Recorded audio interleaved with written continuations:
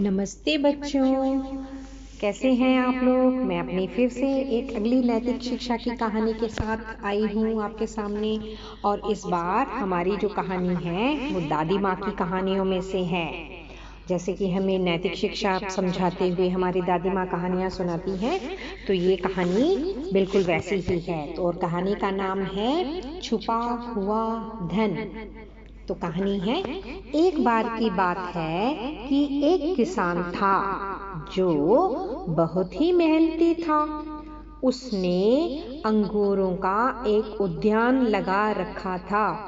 किसान मतलब फार्मर और मेहनती मतलब हार्ड वर्कर, और उद्यान का मतलब है बगीचा, बाग। इसमें प्रति वर्ष अंगूरों की बहुत बढ़िया फसल होती थी। दुर्भाग्यवश मतलब अनलकीली और अनफॉर्चुनेटली किसान के बेटे बहुत ही सुस्त तथा विश्राम प्रिय थे।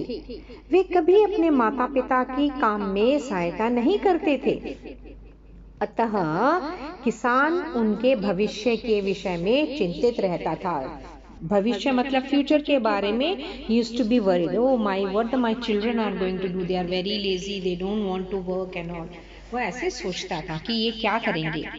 खूब बूढ़ा हो जाने पर किसान बीमार पड़ गया। उसका अंत अब निकट ही दिखाई दे रहा था। अतः उसने अपने पुत्रों को बुलाया और बोला, प्रिय पुत्रों, अब मैं कुछ पल का मेहमान हूँ। I am not going to live for long. मरने से पहले मैं तुम्हें यह बात बताना चाहता हूँ कि मैंने अपने अंगूरों के उद्यान में धन गाड़ रखा है। Okay, so I have kept some treasure for you in the garden. मेरी मृत्यु के पश्चात उसे निकाल लेना। और यह कहकर वह बूढ़ा किसान मर गया। किसान की मृत्यु के कुछ दिन पश्चात उसके पुत्रों ने उद्यान को खोदना आरंभ कर दिया। उन्होंने उसका कोना कोना खोद डाला, परंतु धन कहीं न मिला।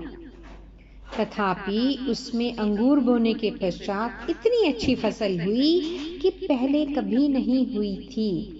अतः पुत्र समझ गए कि छुपे हुए धन का अर्थ क्या था। अर्थात वो अपने पिता की बात को अच्छे से समझ गए थे कि हमारे पिताजी ने हमें मेहनत करने के लिए सीख देनी चाहिए थी। इसीलिए उन्होंने कहा था कि इसको खोदो और इसमें मैंने अपना धन छुपा के रखा हुआ है। उन्हें यह अनुभव हो गया, अनुभव मतलब एक्सपीरियंस हो गया कि परिश्रम सोने की खान है। कहने का क्या मतलब है कि when you do hard work, जैसे अगर आप अच्छे से पढ़ाई करोगे तो आपके अच्छे से अंक आते हैं। अगर आप अच्छे से लिखोगे, गाओगे, कोई भी किसी भी चीज़ का जब अभ्यास अच्छी तरह से करते हो तो आपको उसका फल अवश्य ही प्राप्त होता है। और हार्ड वर्क, परिश्रम के बल पर ही हम अपने जीवन को सुंदर भी बना सकते हैं। तो हमें ये कहानी यही सीख देती है। तो आप भी अपने जीवन में अच्छे से मेहनत करो और अपना जीवन सफल बनाओ। अगली कहानी में हम फिर मिलेंगे, तब तक नमस्ते। बहुत बहुत प्यार।